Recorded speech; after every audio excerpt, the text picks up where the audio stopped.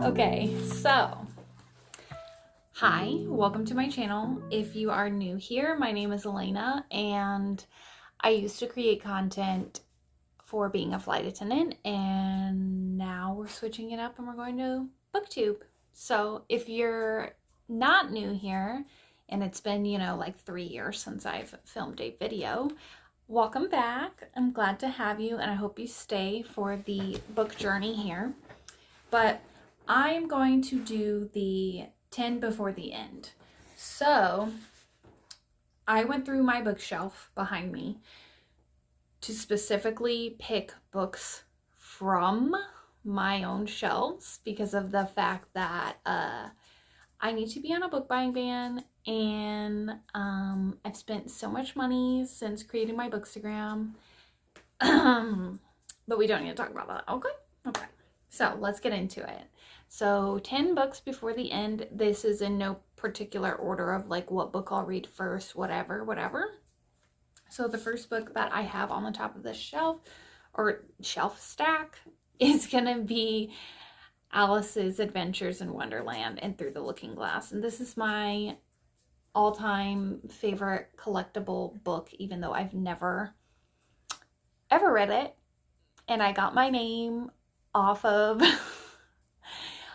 like a ploy or whatever the terms are, like a play on words kind of thing. So Elena in Wonderland, Alice in Wonderland. So I need to read this book by the end of the year. That has been my goal for a really long time, which is to read this book and annotate it. So this one is a little damaged, not a lot, but just a little bit, to the point of where that's the one I want to use because I have now, I think, 8 different editions. Next up is going to be a nonfiction book that I have started annotating. This is What My Bones Know by Stephanie Fu. And this book itself is a nonfiction book based off of, it's a memoir, based off the healing trauma of PTSD. Stephanie goes into her past trauma, and at the beginning of the book, there is a beautiful content warning. And it says that if you need to take breaks, please do. Obviously, I have. But this is from complex trauma, which is CPTSD, and last year was diagnosed with PTSD. And I've been trying to find different outlets that bring me comfort, for example, reading, to start my healing journey, to start my process of literally processing trauma. So that's why I bought this book.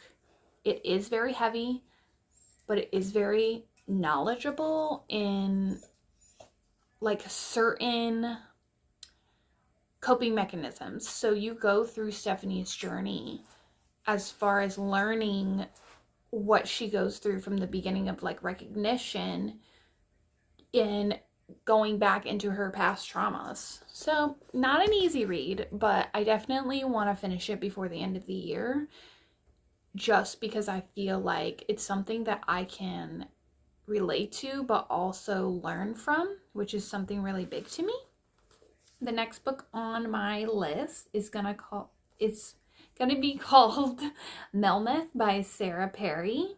Now, I found this beautiful book in a local bookstore in Maine, and I had never heard from this author.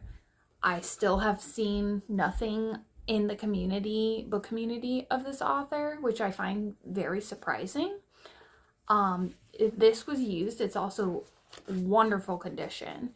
So this is going to be about, like, I'm sorry, I'm reading the back really quickly. Actually, I can just read you the synopsis, because why not? It has been years since Helen Franklin left England. In Prague, working as a translator, she has found a sanctuary. That changes when her friend Carol discovers a mysterious letter that speaks of Melmoth, the witness, who hunts her prey through the ages, dooming those she captures to timeless, itinerant solitude. To Helen, it all seems the stuff of unenlightened fantasy, but then Carol disappears. Spanning continents and centuries, Sarah Perry's breathtaking follow-up to The Essex Serpent is a masterpiece of suspense, as well as a profound investigation of internal nature of love and compassion. So I decided to pick it up and read the first chapter, which was literally the letter. That good, bought it immediately. I couldn't help it. I was like, let's go. The next books on my list is something I'm doing for a video I have planned, so in the near future. But it's going to be Acts of Desperation by Megan Nolan. And this is about a 23-year-old in love, but also she is in love with a man that is older than her. There is a lot of, like, it's unpredictable, it's heartbreaking.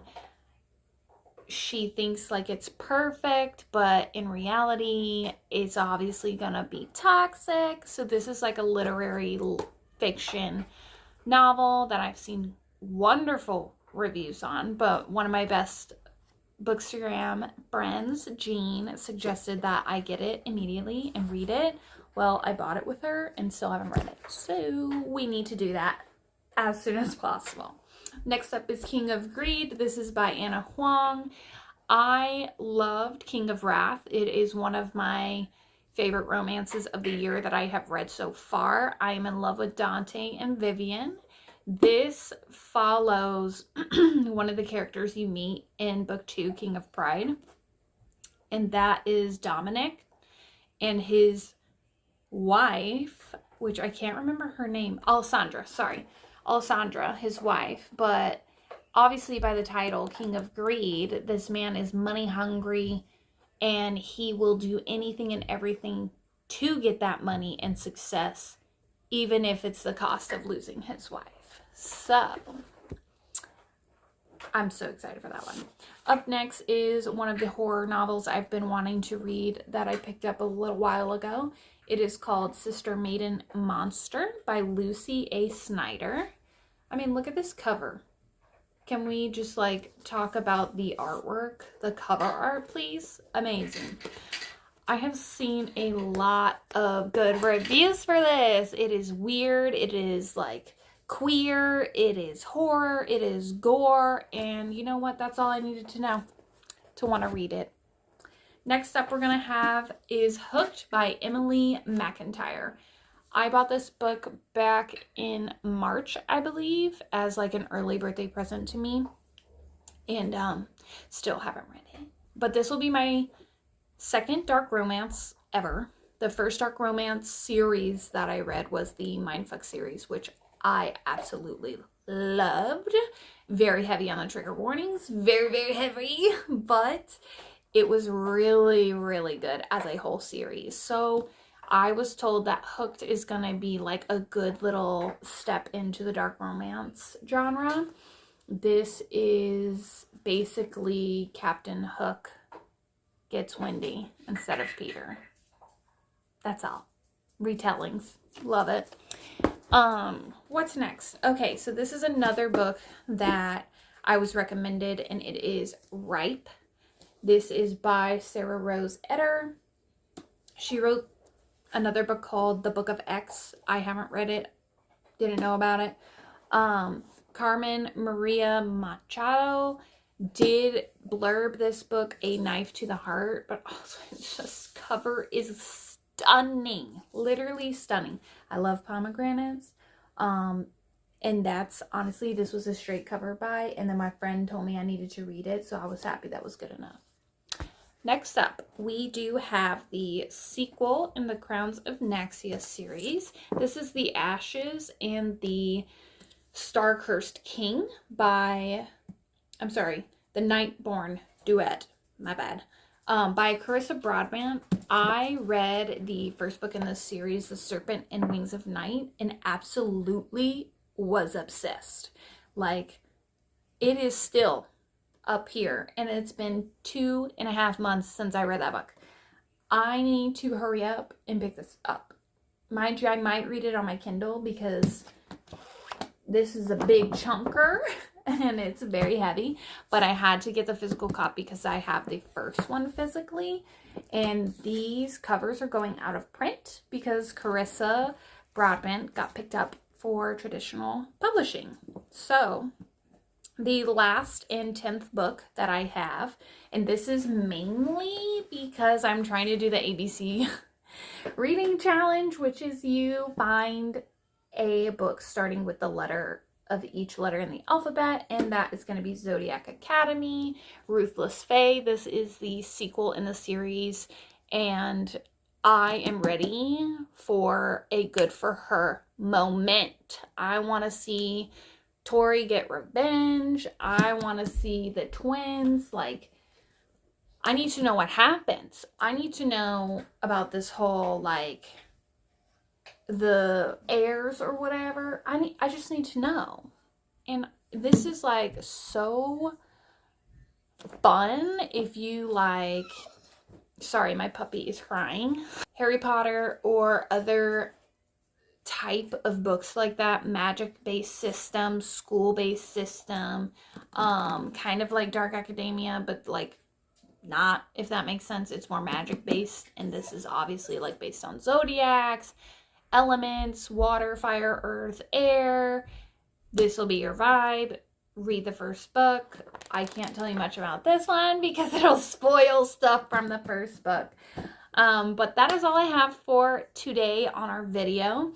Our 10 before the end. I'm super, super excited to start these books. I might actually pick one up today because I have found a reading slump lately to where I'm just reading everything audibly, and it feels very odd for me, but I love audiobooks.